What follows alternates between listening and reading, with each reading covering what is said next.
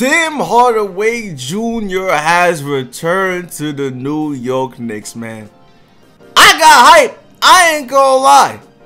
It got me hyped to go to the Knicks game this season, which I will be going to the Knicks game this season again. But before I tell you about how Tim Hardaway Jr. could change the Knicks, I'm going to tell you about SeatGeek. They are an app that takes tickets from around the web to make buying simple. They have a rating system from 0 to 100, green good, red bad, to let you know if you're getting a good or bad deal. In addition, you can view the seats you're going to sit in before you go to the game or concert, and you can use the code WAFFLE down in the description below to get a discount on your order. But now, Tim Hardaway Jr. Tim Hardaway was a great player in the NBA, played for the Warriors. His son has potential, man. The first year he came on the Knicks, what did he do? He averaged 10 points per game on only 16 minutes, I believe. No, I think it was 23 minutes a game. And last year, ever since he got traded to the Hawks, he's been playing way better. He's been averaging more points. I think right now, last season, he averaged 16 points, and he came out the bench for most of the games. So Tim Hardaway Jr. got some juice. And here's the thing about this Tim Hardaway Jr., right? He's still a young player. He's only 25 years old, which is what I like to see, man. Knicks finally. Now, I don't even know why. I kind of understand why the Knicks traded Tim Hardaway Jr. because, he wasn't really producing at one point. He was in a slump. But they traded him for J-Ray Green, who I also like. But Tim Hardaway Jr. seems like he's back to normal, man. He seems like he's better. And he was playing pretty good in the New York spotlight. So it's good to see Tim Hardaway Jr. back. But it's kind of funny because we could have actually signed him ourselves. I'm not sure how much Tim Hardaway Jr. would have been worth if we still had him. But the contract is 4 years, $71 million. So basically, about $17.5 million a year. And some people might be like, that might be a little bit too much for Tim Hardaway Jr. And it might be. But you gotta bring this into the scope, right? This is a young player who can shoot the 3-ball, who averaged 16 points per game last season, who's a young shooting guard, who wants to play. So it's like, in addition, it's like, how many other shooting guards are out there right now? Every single NBA player is getting paid. You can't deny that. I mean, Jrue Holiday's making like what? 5 years, $125 million? Kyle Lowry is making like $34 million a year. God damn, man. That shit is... James Harden just got the biggest contract in NBA history. I think it was 5 years, $228 million. I mean, that's... This shit is crazy, man. This shit is for real. And Blake Griffin got a huge contract. Like, everybody is getting huge contracts, man.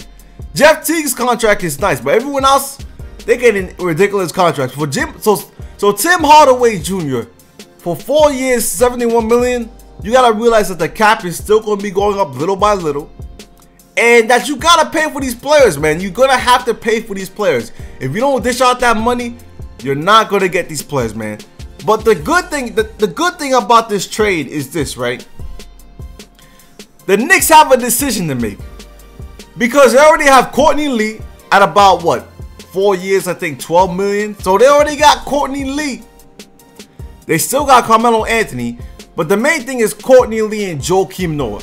The Knicks are going to move Courtney Lee, but for what? What are we going to get in return for Courtney Lee? I'd like to see someone maybe like, who knows, Marcus Smart. Maybe if we can get him. Maybe if we can get a draft pick. I'm hearing the Knicks are about to do a trade with Portland and Rockets in a 3-team trade, in which the Knicks will get Mo Harkless, who is a young player, and a draft pick. These are the things you want to see the Knicks doing, man. Rebuilding. I'm liking the Knicks rebuilding stage so far.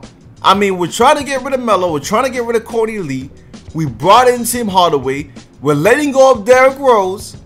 Now I'm hearing that we might bring in Rajon Rondo. Now Rajon Rondo might not be the best locker room player sometimes, but I hope he's getting better. But he is a passer first. He's a pass first point guard. That's what the Knicks need. That's why a lot of people in the Knicks wanted Ricky Rubio, because they wanted someone to be a pass-first point guard. Because, I mean, think about the point guards we had in the past. Raymond Felton, you know, we had Iman Shumpert, Tony Douglas, and then last season we had Derrick Rose. Not a lot of pass-first point guards there. But Rondo is definitely a passer. And it'll be very interesting. Think about it. How interesting would it be to see Rondo passing the ball to Porzingis, passing the ball to Frank Ntilikina, teaching Frank Ntilikina how to play point guard. And then you still got Tim Hardaway Jr. That is a good young core to build. Ntilikina, Porzingis, and then Hardaway Jr. Next year, and by the way, we still got Willie Hernangomez. And then next year in the draft, get a small forward. Someone like, dare I say, Jason Tatum. Because Jason Tatum hasn't been playing great in the freaking Summer League. I know it's the Summer League, but damn, he's been playing good, man. I mean, I don't know, Celtics might have found a gem in Jason Tatum, man. Because Lonzo Ball ain't playing that well. He shot 2 for 15 one game. But you see Jason Tatum. And by the way, Markelle Fultz got injured. I mean, goddamn. Shit, man. Yo, Sixers organization cannot catch a break, man. They drafted up to get Fultz and he's already injured. He had to be helped off the court. Devastating. But the Knicks, I feel like, are on the right path. And we got to get something good for this Melo trade, man. I feel like we can. I feel like we can get something good for Courtney Lee. These are valuable assets, man. We hit the jackpot. So next year, we're going to go into the next season, probably play bad, probably be a lottery team, probably not be better than the Sixers. And we'll have one of the best draft picks in the NBA. Perfect time to rebuild. We got to get that top 5 pick, man. I'm ready, man. If you're not ready, you're wrong. But anyways, leave it out in the comment section. I'm out for now. Peace.